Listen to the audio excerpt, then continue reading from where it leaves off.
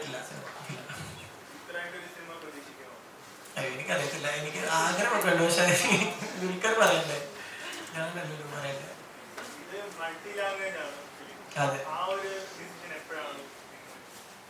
അത് actually cinema complete ആയി post production ഒക്കെ കഴിഞ്ഞിട്ട് സിനിമ നമ്മൾ കുറെ പേര് കാണുമല്ലോ, നമ്മുടെ അടുത്തുള്ള ആൾക്കാരും എല്ലാവരും കാണുമല്ലോ. അപ്പൊ അവര് കണ്ടവരൊക്കെ ഇതൊരു യൂണിവേഴ്സൽ സബ്ജക്റ്റ് ആണ്, ഏത് ഭാഷയിലും നടക്കാവുന്ന സംഭവങ്ങളാണ്. സിനിമ നടക്കുന്നത് ഒരു ഇമാജിനറി ലാൻഡിലാണ്, കേരളത്തിൽ അല്ലെങ്കിൽ ഇന്ന സ്ഥലത്ത് എന്നല്ല.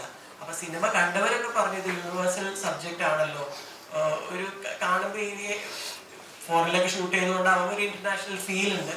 So it will be a nice idea to do it in other languages എന്ന് രമേശ് സാറിനോട് സജസ്റ്റ് ചെയ്തു. അപ്പോൾ Ramesh sir felt that that's a good idea.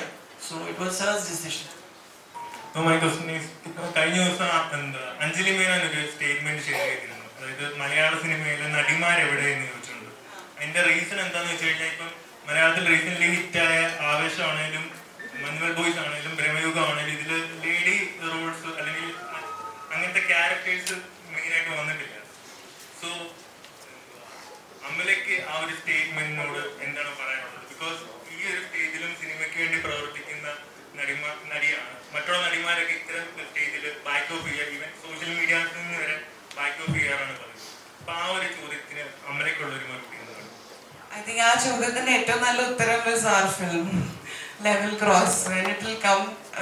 അത് ആ ഒരു എന്താ പറയാ, that will answer the question. Yeah, മലയാള സിനിമയിലെ നടിമാർ എവിടെയെന്നുള്ള ചോദ്യത്തിന്റെ ഉത്തരവായിരിക്കും ലെവൽ ക്രോസ്. യെസ്, ഡെഫിനറ്റ്ലി അങ്ങനെ പ്രതീക്ഷിക്കാം. സാറിന് ഒരു സ്ക്രിപ്റ്റ് പറഞ്ഞ സമയത്ത്, അതായത് ത്രില്ലർ എന്ന് പറയുമ്പോൾ തന്നെ അറിയാലോ, ഇപ്പോൾ ഇപ്പോഴത്തെ പ്രേക്ഷകർ എന്ന് പറഞ്ഞാൽ ഓരോ സെക്കൻഡിലും, പ്രത്യേകിച്ച് ത്രില്ലർ ആണെങ്കിൽ അടുത്ത് എന്ത് നടക്കുന്ന ഒരു പ്രഡിക്ഷൻ ഉണ്ടാവുമല്ലോ. അതേപോലെ നടക്കുവാണെങ്കിൽ പിന്നീട് ഇത് കാണാനൊരു ഇൻട്രസ്റ്റ് ഉണ്ടാവില്ല. പക്ഷെ അതിൽ നിന്ന് വ്യത്യസ്തമായിട്ടായിരിക്കും ഓരോ മൂമെന്റ്, ഓരോ 10 മിനിറ്റിലും എന്തെങ്കിലും ഒരു ടിസ്റ്റ് ഉണ്ടായിരിക്കണം എന്നാണ് ഇപ്പോഴത്തെ ഒരു ഇത് പറയുന്നത്. അപ്പോൾ ജിത്തു സാറിന് എന്തെങ്കിലും ടിപ്സ് ഒന്നുമില്ല, ഇങ്ങനെ ഈ സീനിൽ ഇങ്ങനെ മാറ്റങ്ങൾ വരുത്തണോ അങ്ങനെ എന്തെങ്കിലും ടിപ്സ് ജിത്തു സാർ ഉണ്ടല്ലോ? അപ്പോൾ സ്വന്തം സാറിനോട് ഞാൻ ഈ കഥ പറയുന്നത് 12th മാൻ്റെ പ്രീ പ്രൊഡക്ഷൻ സമയത്താണ്. അപ്പോൾ സാറിന് സ്റ്റോറി അപ്പം തന്നെ ഇഷ്ടപ്പെടുകയും അപ്പം തന്നെ ഞാൻ ലിൻഡ മാമിനോടും കാത്തിനോടും ഒക്കെ സാറ് കഥ പറയാൻ പറഞ്ഞു, അവരോടൊക്കെ കഥ പറഞ്ഞു, അവർക്കൊക്കെ ഇഷ്ടപ്പെട്ടു സംഭവം. അങ്ങനെയാണ് സാറ് രമേശ് സാറിനോട് പറയുന്നത് ഫസ്റ്റ് ഒരു കഥയുണ്ട് കേൾക്കണം. അപ്പോൾ രമേശ് സാർ നെക്സ്റ്റ് സ്റ്റെപ്പിന് കൊച്ചിയിൽ വന്നപ്പോൾ കഥ പറഞ്ഞു. എനിക്കൊന്നൊരു 15 മിനിറ്റ് എന്തോ ബ്രീഫ് ചെയ്തിട്ടാണ് ഞാൻ സ്റ്റോറി പറഞ്ഞത്. അപ്പോൾ he is very good at judging things. I think he said yes. അത് കഴിഞ്ഞിട്ട് കൂമന്റെ സമയത്താണ് ആസിഫിനോട് കഥ പറയുന്നതും. then it started. So in terms of writing, see, ഇതൊരു നമ്മൾ അങ്ങനത്തെ ഒരു ത്രില്ലറിനെക്കാളും it's an intense drama. It's about these characters, അവരുടെ journey. And these two characters, Asif and Amala, they've come from 2 different walks of life, and how they meet and how they interact.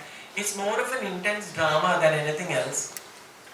And of course there are some thrilling elements as well, which is just an add-on, but primarily ഈ characters ന്റെ ഒരു journey ആണ്. And yeah, that's what it is.